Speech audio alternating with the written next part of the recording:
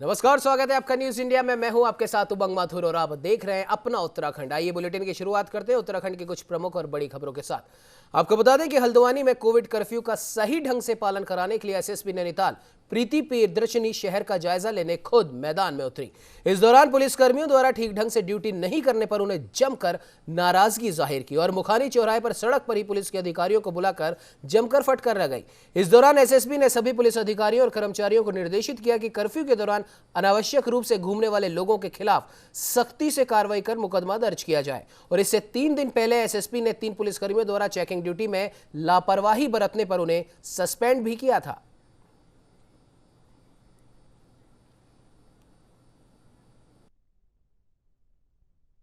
देखिए, जनपद में हम लोग लगातार कोविड कर्फ्यू को एनफोर्स कराने के लिए प्रयासरत हैं। हम लोग कर भी रहे हैं उसको।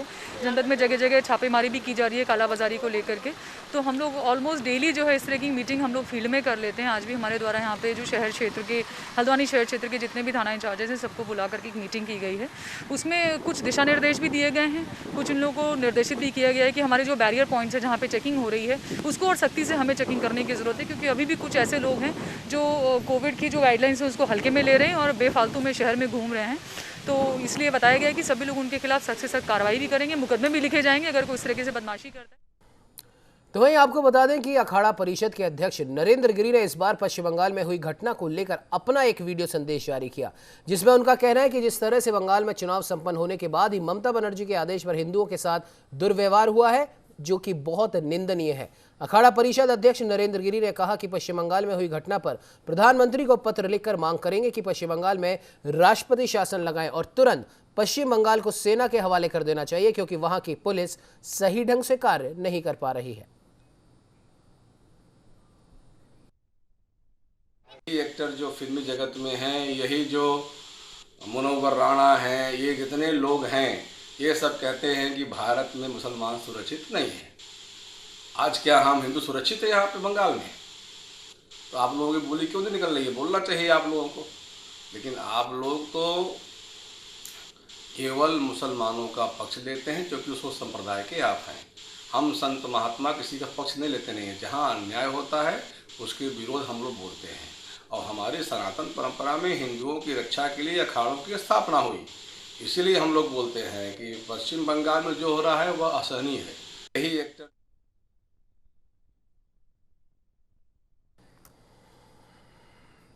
तो वही इस खबर पर ज्यादा जानकारी के लिए हमारे साथ हरिद्वार से संवाददाता रुपेश वालिया फोन लाइन पर जुड़ चुके हैं। रुपेश, जानना चाहेंगे आपसे, महंत नरेंद्र गिरी ने प्रधानमंत्री से मांग करने की एक बात यहां पर रखी है। उनका कहना है कि पश्चिम बंगाल में जिस प्रकार से हिंसा का एक मंजर देखने को मिल रहा है, उसके तहत पश्चिम बंगाल के मुख्यमंत्री ममता बनर्जी को पद से हटा देना चाहिए और राष्ट्रपति शासन लगाने की उन्होंने कहा कि वो प्रधानमंत्री से मांग करेंगे। और क्या कुछ अपडेट है रुपेश इस खबर पर? देखिए उमंग, जब से पश्चिम बंगाल चुनाव के नतीजे आए हैं तब से ही ये वहां पर हिंसा का माहौल देखा जा रहा है, जिसके बाद कई संगठन या भाजपा कार्यकर्ताओं की जो पिटाई वहां पर हो रही है। भाजपा ने भी पिछले दिनों धरना प्रदर्शन कर एक संदेश देने का प्रयास किया था। इसी क्रम में आज अखिल भारतीय अखाड़ा परिषद के जो अध्यक्ष हैं महंत नरेंद्र गिरी जी, उन्होंने मांग की है कि वहां पर जो निरंकुश व्यवस्थाएं हो रही हैं उसको देखते हुए राष्ट्रपति शासन लगाया जाना चाहिए। उनका कहना यह है कि इसके लिए वो प्रधानमंत्री नरेंद्र मोदी को पत्र भी लिखेंगे और प्रधानमंत्री से यही मांग करेंगे कि चुनाव के नतीजों के बाद जिस प्रकार से पश्चिम बंगाल में हिंसक घटनाएं बढ़ रही हैं, जो कहीं ना कहीं देश में भी हिंदुस्तान की छवि को खराब कर रही हैं, इसी को देखते हुए राष्ट्रपति को तत्काल वहां पर राष्ट्रपति शासन लागू करने की सूची कर देनी चाहिए। इसी पर अखाड़ा परिषद अध्यक्ष महंत नरेंद्र गिरी महाराज का कहना यही है कि वहां पर हिंसा के दौरान जो भी लोग जो मारे जा रहे हैं वो बहुत ही गलत है और बहुत ही निंदाजनक है। जिसके बाद अखिल भारतीय अखाड़ा परिषद के जो अध्यक्ष हैं महंत नरेंद्र गिरी जी, उन्होंने राष्ट्रपति शासन लगाने की मांग की है और ये भी कहा है कि वो जल्द ही इसके लिए प्रधानमंत्री नरेंद्र मोदी को पत्र भी लिखेंगे। जी बिल्कुल रुपेश, इस खबर पे तमाम जानकारी देने के लिए आपका बहुत बहुत धन्यवाद। तो वही आपको बता दें कि उत्तराखंड में कोरोना का कहर थमने का नाम नहीं ले रहा। प्रदेश में 24 घंटे के अंदर रिकॉर्ड 7,783 नए संक्रमित मिले हैं, जबकि 127 मरीजों की मृत्यु हुई है। साथ ही एक्टिव केस की संख्या भी अब बढ़कर 60,000 के करीब हो गई है।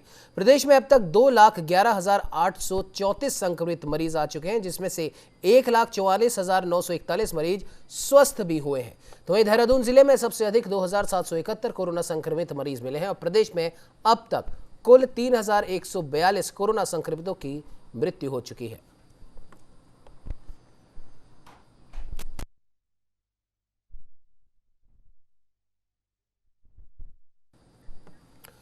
तो इस कोरोना महामारी से निपटने के लिए जहां पूरा प्रदेश अपने स्तर से संक्रमण को रोकने के लिए अपना योगदान दे रहा है, तो वहीं पौड़ी की एक महिला रोजाना संक्रमण से बचने के लिए बाजारों में लोगों को जागरूक करती नजर आ रही है।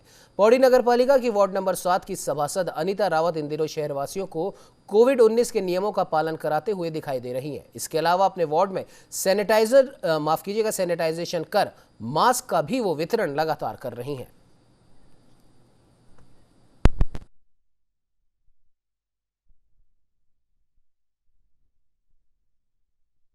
से भीड़ लगती है, वहाँ पर मैं लोगों को जागृत करती हूँ, कोशिश करती हूँ कि कितने लोगों को मैं सुरक्षा दे सकूं और कितनों को जागृत कर सकूं।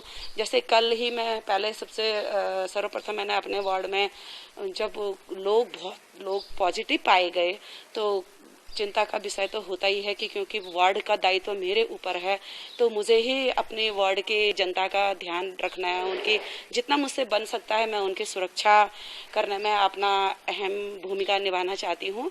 कि अब समय ही ऐसा आ चुका है कि कोरोना महामारी ने इतने विकट समस्या खड़ी कर रखी है हम लोगों के लिए, फिर भी लोग सचेत नहीं हो रहे हैं। मुझे भीड़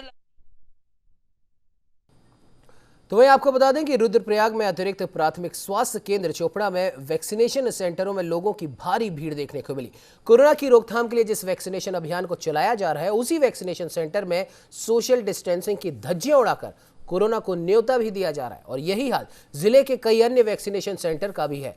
तो वहीं स्वास्थ्य विभाग के अधिकारियों का कहना है कि सोशल डिस्टेंस के साथ 30 लोगों से ज्यादा लोग एक साथ वैक्सीनेशन सेंटर पर नहीं रुक सकते, लेकिन धरातल पर ऐसा दिखाई नहीं दे रहा।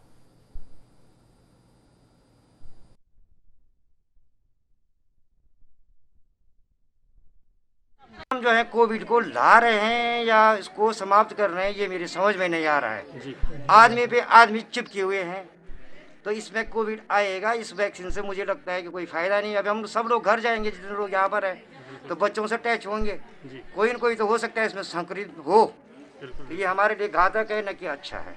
अब क्या चाहते हैं जिला प्रशासन से? जैसे ये गाँव वाइज बुलाएं, एक गाँव आज, दूसरा गाँव कल, इसमें भीड़ कम होगी और बहुत अच्छे तरीके से जो है ये कार्यक्रम हमारा आगे बढ़ सकता है। हम जो है कोविड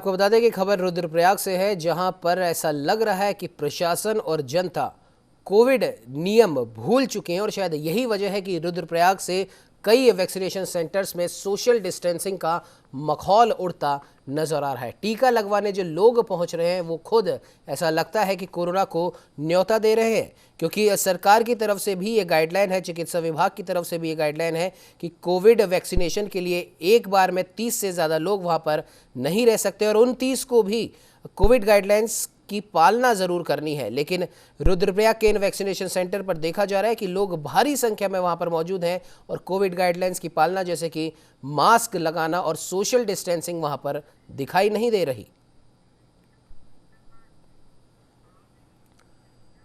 तो वहीं आपको बता दें कि उधम सिंह नगर जनपद के सीमांत क्षेत्र खटीमा में कोविड-19 नियमों का पालन कराने के लिए स्थानीय पुलिस प्रशासन द्वारा काफी प्रयास किए जा रहे हैं, जिसके चलते आज खटीमा कोतवाल नरेश चौहान पुलिस के दलबल के साथ मेडिकल स्टोर पर कोविड-19 नियम का पालन कराने पहुंचे।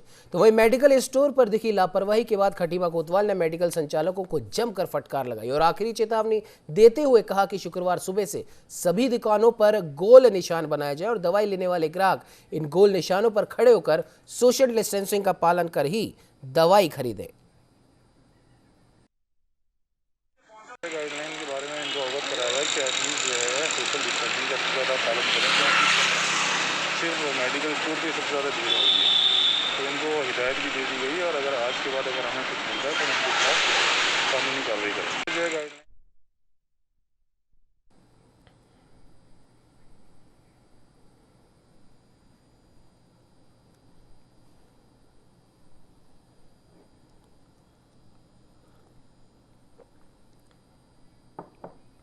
तो आपको बता दें कि उत्तराखंड में केंद्र सरकार और राज्य सरकार की गाइडलाइन के तहत सोशल डिस्टेंसिंग, मास्क और तमाम जो कोविड की गाइडलाइंस है उनकी पालना करवाने के लिए पुलिस प्रशासन लगभग हर जिले में फ्लैग मार्च भी निकाल रहा है और लगातार जांच करने भी वो बाजारों में निकल रहे हैं, ताकि जो भी व्यक्ति कोविड नियमों की पालना नहीं कर रहा है या तो उन्हें समझाया जाए या फिर उनके ऊपर चालान काटा जाए। और ऐसा ही खटीमा से एक खबर सामने आई है कि जहां पर खटीमा कोतवाल ने जब कोविड-19 गाइडलाइन की पालना हो रही है या नहीं हो रही है इसे लेकर जब वो बाजारों में उतरे तो वहां पर मेडिकल स्टोर में ही उन्होंने देखा कि यहां पर कोविड नियमों की पालना नहीं की जा रही। तो वहीं आपको बता दें कि कोरोना संक्रमण के बढ़ते खतरे को देखते हुए रेलवे बोर्ड ने आरक्षण केंद्रों के खोलने के समय में परिवर्तन किया है। आपको बता दें कि 2 बजे से लेकर रात 8 बजे तक खुलने वाले केंद्र अब सुबह 8 से दोपहर 2 बजे तक ही खुलेंगे। वरिष्ठ मंडल वाणिज्य प्रबंधक रेखा शर्मा के अनुसार कोरोना संक्रमण के खतरे को देखते हुए आरक्षण केंद्रों के समय में बदलाव किया गया है। तत्काल आरक्षण के लिए यात्रियों को परेशानी ना हो, इसके लिए सभी रेलवे स्टेशनों के पूछताछ केंद्रों पर 2 से लेकर रात 10 बजे तक ये सुविधा मिलेगी। ये सुविधा उसी दिन संचालित होने वाली ट्रेनों के लिए होगी।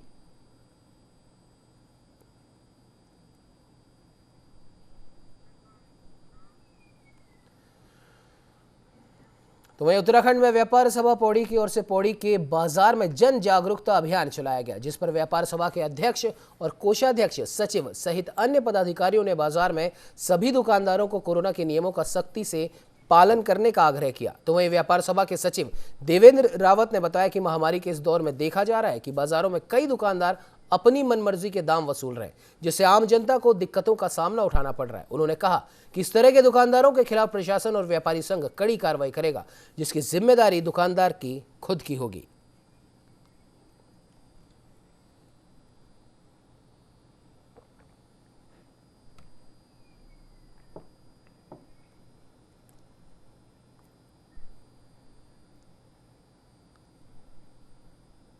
पौड़ी ने एक जन जागरूकता रैली पौड़ी में की है, जिसमें कोरोना की गंभीर स्थिति को देखते हुए हम सभी व्यापारी भाइयों को जागरूक किया है कि वो इस महामारी के दौर में कोविड के सारे नियमों का सख्ती से पालन करें, मास्क का उपयोग करें, सैनिटाइज़र का इस्तेमाल करें, साथ ही साथ सोशल डिस्टेंसिंग का पालन करें। साथ ही साथ व्यापार सभा पौड़ी ने आज जो ये रैली निकाली है, इसमें जो व्यापारी ओवर रेट जो है सामान को बेच रहे हैं, उसमें हमारे द्वारा उनको कहा गया है कि वो जो ये महामारी का दौर चल रहा है, इसमें जनमानस की परेशानियों को देखते हुए ओवर रेट सामान न बेचें तथा जमाखोरी न करें, कालाबाजारी न करें। बुलेटिन में फिलहाल वक्त तो चला एक छोटे से ब्रेक का। ब्रेक के बाद रुक करेंगे कुछ और खबरों की।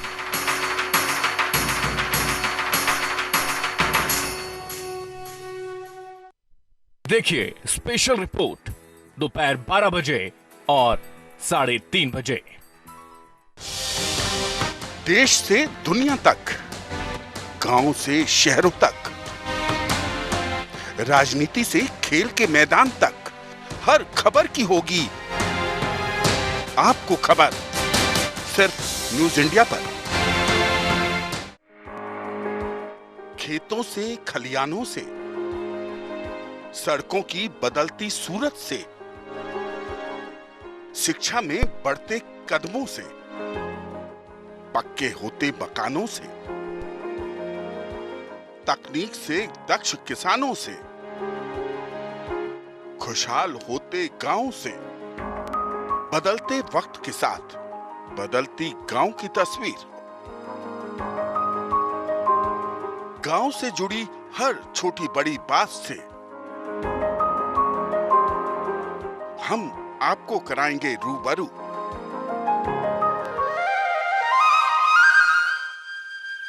न्यूज इंडिया का खास प्रोग्राम गांव की चौपाल, जल्द ही न्यूज इंडिया पर।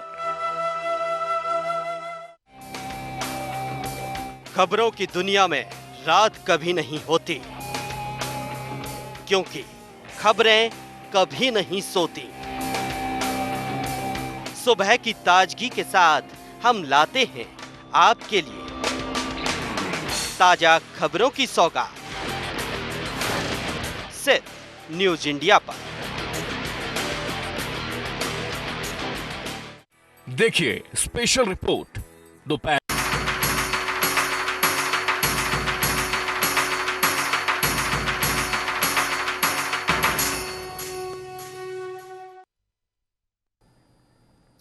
ब्रेक के बाद स्वागत है आपका न्यूज इंडिया में। अब आइए रुक कर लेते कुछ और खबरों की। और आपको बता दें कि कोरोना संक्रमण के बढ़ते खतरे को देखते हुए रेलवे बोर्ड ने आरक्षण केंद्रों के खोलने के समय में परिवर्तन किया है। आपको बता दें कि 2 बजे से लेकर रात 8 बजे तक खुलने वाले केंद्र अब सुबह 8 से दोपहर 2 बजे तक ही खुलेंगे। वरिष्ठ मंडल वाणिज्यिक प्रबंधक रेखा शर्मा के अनुसार कोरोना संक्रमण के खतरे को देखते हुए आरक्षण केंद्रों के समय में बदलाव किया गया है।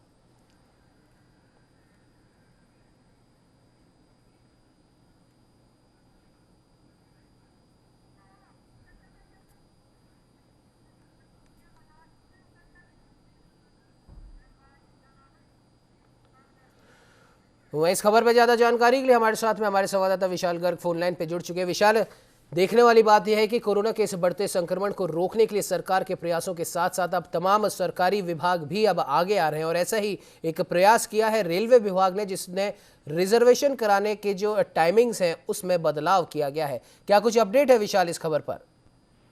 बिल्कुल उमंग, लगातार क्योंकि जिस तरह से कोरोना के जो मामले बढ़े हैं उसके बाद रेलवे प्रशासन भी लगातार मुस्तैद दिखाता हुआ नजर आ रहा है। हाल ही में रेलवे प्रशासन ने कहा था कि वो कुछ ट्रेनों को रद्द कर देंगे ताकि जो भीड़भाड़ की स्थिति है वो ट्रेनों के माध्यम से न देखने को मिले। साथ ही क्योंकि जिस तरह से हम लगातार देख रहे हैं कि आरक्षण के जो मामले हैं उसको भी घटा दिया गया है, क्योंकि पहले जो टाइमिंग थी वो 2 बजे से लेकर के रात के 8 बजे तक होती थी, लेकिन अब बस सिर्फ सुबह के समय में ही आरक्षण टिकट मिल पाएंगे।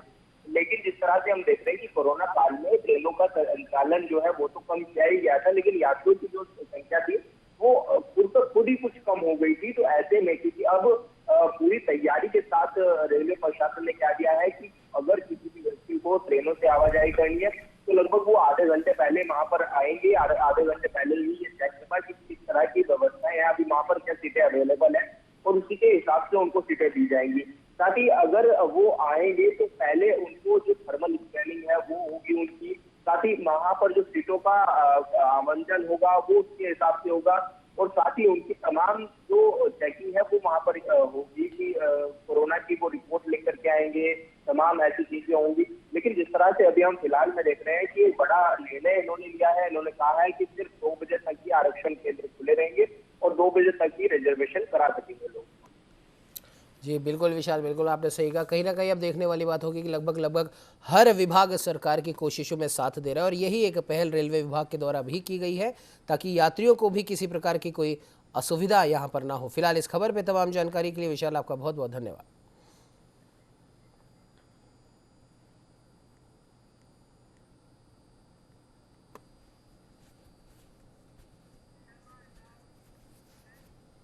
तो वहीं आपको बता दें कि हरिद्वार में नवनिर्मित 150 बेड के कोविड केयर हॉस्पिटल में 24 घंटे के भीतर ही एक महिला की मौत हो गई।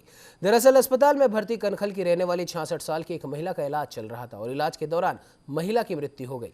महिला की मौत के बाद परिजनों ने अस्पताल के स्टाफ पर लापरवाही का आरोप लगाया। तो वहीं महिला के बेटे का कहना है उद्घाटन के तुरंत बाद ही उन्हें वेंटिलेटर उपलब्ध न होने की बात कहकर मरीज को ले जाने के लिए कह दिया था और इतना ही नहीं, उसकी मां की मौत के बारे में उसे कुछ बताया भी नहीं गया।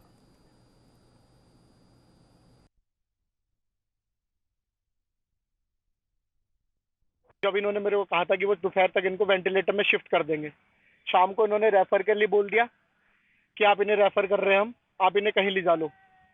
सुबह से मैं 2 बार जा चुका हूँ, डॉक्टर ने मुझे धक्के देके बाहर निकाल दिया। अब जाके मैंने नर्स से पूछा हाथ जोड़ के कि बता दो मेरी माँ कैसी है। अब कह रहे हैं वो खत्म हो गई। मेरे पूछने में बता रहे हैं, पता नहीं कब से। तो वहीं आपको बता दें कि उत्तराखंड में मौसम का बदला मिजाज पहाड़ी जिलों पर भारी पड़ रहा है। प्रदेश में अब तक 3 जगह बादल फटने की घटनाएं हो चुकी हैं और आज भी उत्तरकाशी, चमोली, अल्मोड़ा, बागेश्वर और पिथौरागढ़ में कहीं कहीं भारी बारिश होने की संभावना बनी हुई है। इसे लेकर मौसम विज्ञान केंद्र ने ऑरेंज अलर्ट भी जारी किया है। मौसम विज्ञान केंद्र के अनुसार देहरादून, हरिद्वार, उधम सिंह नगर, चंपावत, अल्मोड़ा, टिहरी, पौड़ी आदि जनपदों में कहीं कहीं ओलावृष्टि के साथ आकाशीय बिजली गिरने की संभावनाएं हैं। साथ ही मैदानी क्षेत्रों में 30 से 40 किलोमीटर प्रति घंटे की गति से हवाएं चल सकती हैं। इसके अलावा राज्य के 3000 मीटर से अधिक ऊंचाई वाले क्षेत्रों में बर्फबारी भी हो सकती है। बुधवार देर शाम को बद्रीनाथ व हेमकुंड साहिब की चोटियों पर हल्की बर्फबारी हुई। इसके अलावा उत्तरकाशी, टिहरी और रुद्रप्रयाग में कहीं कहीं हल्की बारिश हुई।